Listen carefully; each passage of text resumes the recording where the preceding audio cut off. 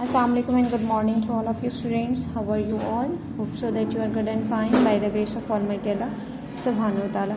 Myself Ms. Vidya Gauhar, your science teacher. Well, student, in the previous lecture we have discussed what is an element, and we have also seen the difference between metals and non-metals, and I have given you few questions related to that topic, and I have told you to find the answer of these questions by yourself. So let's open your books and let's check the answer first. After that we will continue our today's lecture. So open page number, that is 121. Here we have few questions of test yourself. Okay, question number 1 is, what is the simplest way of classifying an element? Elements को classify करने का सबसे आसान तरीका क्या है? Okay, easiest way of classifying an element is to divide them into metals and non-metals. Okay, what does malleable mean? Malleable mean can be easily bent. Name a malleable element. Malleable element का नाम बताएं. Copper. What does Norris mean? Make a ringing sound when hit. Okay. Name a Norris element. Iron. Okay, I have told you to skip question number 4 and 5. But here we will discuss question number 4 as well.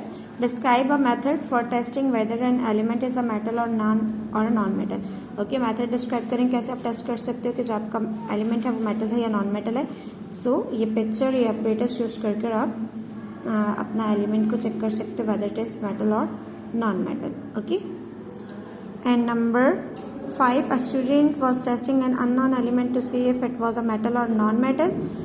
The element was solid, dull in appearance, very brittle, and conduct electricity. What was this unknown element? देखिए conduct कर सकता है element electricity. It's mean that it is metal.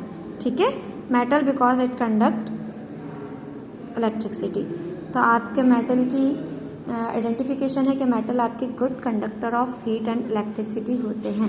तो अगर वो आपको यहाँ पर मिल रहा है कंडक्ट इलेक्ट्रिसिटी, आपको क्वेश्चन में ही दिया गया है, was solid, dull impervious, very brittle and conducted electricity, और उसने इलेक्ट्रिसिटी कंडक्ट की, it's mean it's the metal, the element is metal. Okay, these were the answer of the previous questions. Now move towards our today's topic, that is uses of elements.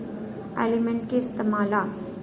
Okay, the many different properties of elements mean they can be put to a great variety of uses in daily life. आपके daily life में बहुत सारे काम, मतलब variety of work in variety of uses हैं इसके, यानी कि different varieties, यानी great variety है इसकी, मतलब मुख्तलिफ इस्तेमालात हैं इसके. किस बेसिस पर कह सकते हैं हम, क्योंकि एलिमेंट्स की डिफरेंट प्रॉपर्टीज़ है, हर एलिमेंट की एक प्रॉपर्टी नहीं है, every element contain different properties. Okay, on the basis of their properties we use them. Number 1, liquid helium is very cold. Liquid helium जो होती है वो बहुत ठंडी होती है, which make it ideal for cooling the magnet in the medical scanner. इसलिए किस लिए आइडियल है? फॉर कूलिंग द मैग्नेट को कूल करने के लिए in the medical scanner. Medical scanners में यूज़ किया जाता है लिक्विड किसको? हीलियम को. Here the xenon in these car headlights glows brightly when electricity passes through it. आपके कार के हेडलाइट्स में xenon यूज़ की गई है क्योंकि वो ब्राइटली ग्लो करती है जब उसमें से इलेक्ट्रिसिटी पास होती है. Okay, the mercury in this thermometer is liquid at room temperature and expand evenly when heated. Mercury आपका थर्मोमीटर में इस्तेमाल किया जाता है क्योंकि मर्करी एक्सपेंड करता है जब उसे टेम्परेचर मिलता है. Copper can be drawn out to make fine wires which conduct electricity. Copper fine wires में ढाला जा सकता है, उसे बनाया जा सकता है जो इलेक्ट्रिसिटी को कंडक्ट कर सकता है. Silicon is used to make silicon chips used in computers. Computers में जो चिप्स लगी होती हैं वो सिलिकॉन की बनती हैं. Chromium is as a shiny unreactive metal used on motor cars. Ammonium जो है वो shiny है, unreactive metal surface होती है उसकी, और अनरिएक्टिव है तो इसका मतलब वो ऑक्सीजन से जल्दी रिएक्ट नहीं करेगा. आपकी व्हीकल्स की बॉडी, आपकी मोटर कार्स की बॉडी जल्दी ग्रो नहीं होगी. That's why we use chromium layer. Okay, here we have some question of test yourself.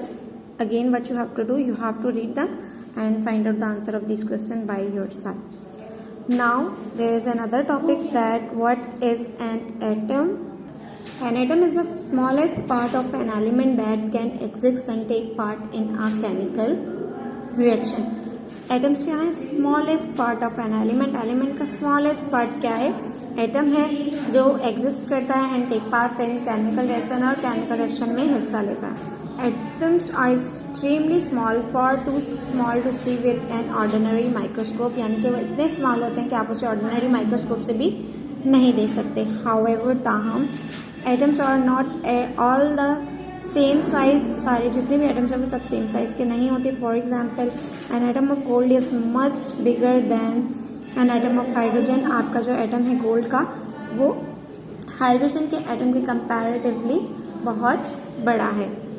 All atom apart from hydrogen, hydrogen के अलावा सारे atoms are made from 3 even smaller particles called protons, neutrons and electron. आपके जितने भी आपके atoms हैं hydrogen के अलावा, सब किससे मिलकर बने हैं? सब एटॉमिक, स्मॉलर, उससे भी स्मॉलर पार्टिकल्स से बनके, जिन्हें सब एटॉमिक पार्टिकल्स कहते हैं, उनसे मिलकर बने हैं, which is called protons, neutrons and electrons. Protons, they have positive charge. Proton इसलिए कहा गया है, पॉजिटिव चार्ज होता है इन पर. न्यूट्रॉन पर कोई चार्ज नहीं होता, दे आर न्यूट्रल्स, न्यूट्रल होते हैं. And electrons, they have a negative charge, electron पर नेगेटिव चार्ज होता है.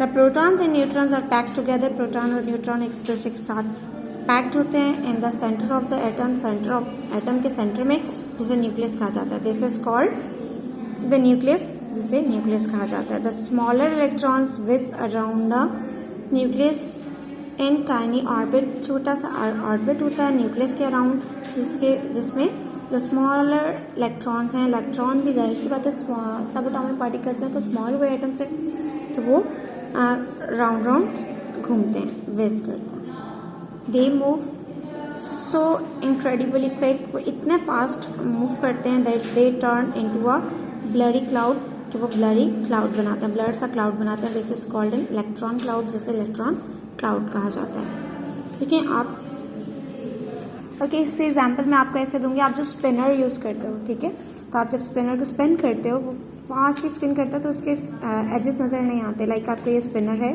तो अगर ये फ्लावर शेप में है, ठीक है, तो आप इसे स्पिन कर रहे हो, तो आपको इस स्पिन में फ्लावर शेप नज़र नहीं आएगा, जस्ट ऐसा नजर लगेगा एक क्लाउड बना हुआ है. ठीक है, इसी तरह आपके इलेक्ट्रॉन रिवॉल्व करते हैं अपने ऑर्बिट में, इतना स्पीडली रिवॉल्व करते हैं कि वो आपको सेपरेट नज़र नहीं आते. Each atom always has the same number of protons and electrons.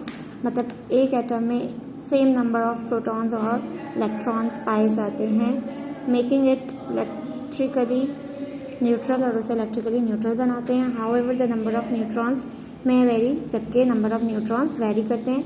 और इसका इम्पैक्ट इसलिए नहीं होता क्योंकि आपके न्यूट्रॉन्स पर कोई भी चार्ज नहीं होता, वो न्यूट्रल होते हैं. Items can be draw like this. Item को इस तरह ड्रॉ किया जा सकता है. ठीक है, देखिए, जिस पे कोई चार्ज नहीं है वो न्यूट्रॉन है, और पॉजिटिव चार्ज वाला प्रोटॉन है, और ये इलेक्ट्रॉन है.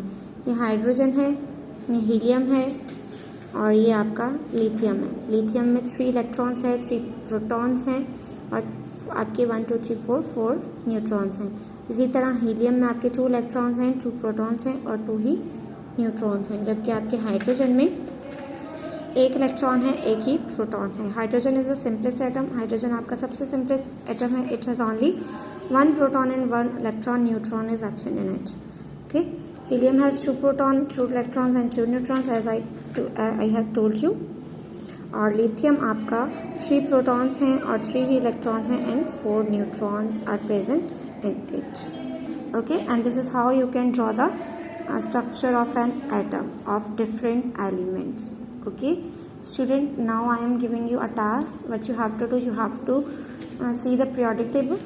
आप नेट से periodic table ले सकते हो, कहीं से भी periodic table लें, और any 10 elements, उनके न्यूट्रॉन, प्रोटॉन, ठीक है, कॉलम बनाएं, नाम लिखें एलिमेंट का, ठीक है, और न्यूट्रॉन, प्रोटॉन 3 कॉलम बनाएं, और कितने न्यूट्रॉन पाए जा रहे हैं उसमें, और कितने इलेक्ट्रॉन हैं और कितने प्रोटॉन हैं, उन सबको काउंट करके आप उसमें से रीड आउट करके आप चार्ट बनाकर अपनी कॉपी में पेस्ट करेंगे. जब मैं आप उसमें रख दीजिएगा, और जहां आपका चैप्टर एंड हो जाएगा उसके लास्ट में ये एक्टिविटी आपने पेस्ट करनी है.